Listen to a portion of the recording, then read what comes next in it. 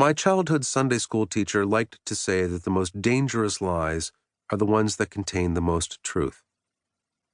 He was right. Yet, some measure of manipulation is normal in a healthy democracy.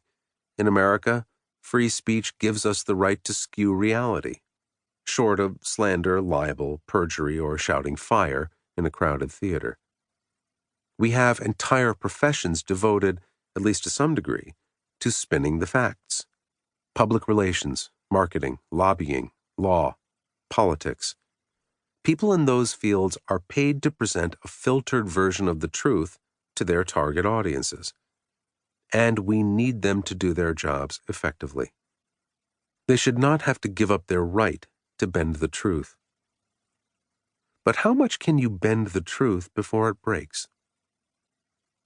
As former U.S. Senator Daniel Patrick Moynihan is often said to have decreed, everyone is entitled to his own opinion, but not to his own facts. He was right, too.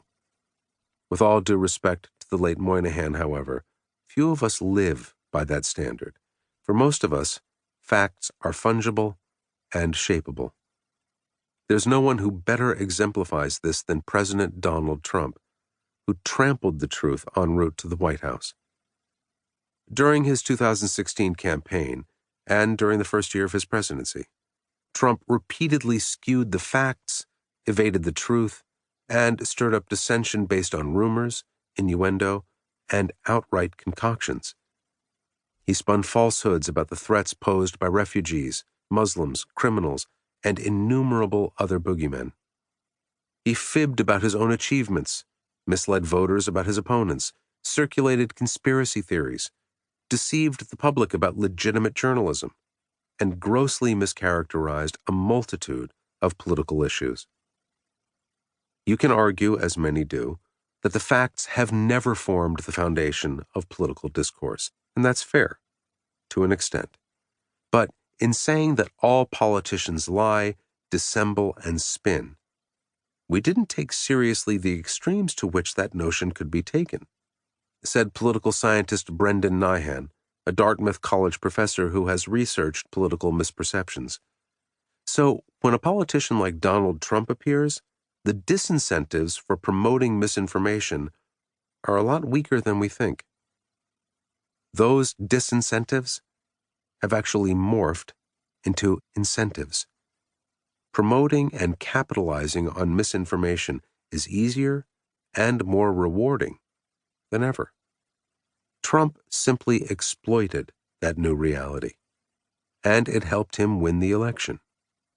People who tend to agree with him will often believe his claims, even though they're not based on any evidence or are directly disproven by the facts, Nyhan said.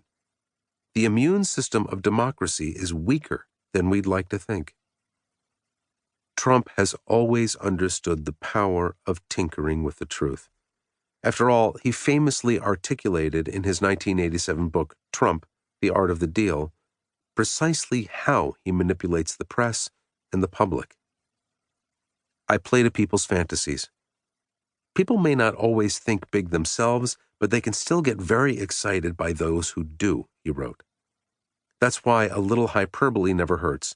People want to believe that something is the biggest and the greatest and the most spectacular. I call it truthful hyperbole. It's an innocent form of exaggeration and a very effective form of promotion. It's tempting and perhaps even reassuring to describe Trump as an outlier. That's understandable. But the truth is there's a little bit of Donald Trump in all of us. A willingness to misrepresent reality to achieve selfish goals, deny irrefutable facts that make us uncomfortable, and cling to our own preconceived notions of the world. Donald Trump did not usher the post-fact era into existence. He was a product of it. He was its inevitable outcome. To understand how this happened, we must relinquish any pretense that this is a one-sided problem. It's a bipartisan epidemic. Democrats are also guilty, albeit not to the same degree as Republicans during the 2016 campaign.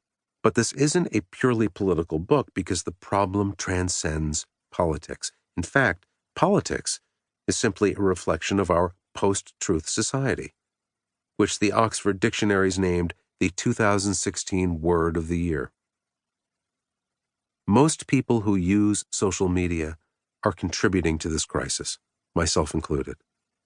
Social media has given us the ability to twist the facts on a sweeping scale, transforming us into our own personal publicists and political spin doctors while provoking deep-seated misunderstanding and interpersonal division. Through tools like Facebook and Instagram, we cultivate false impressions, purposely or inadvertently deceiving others about our lives.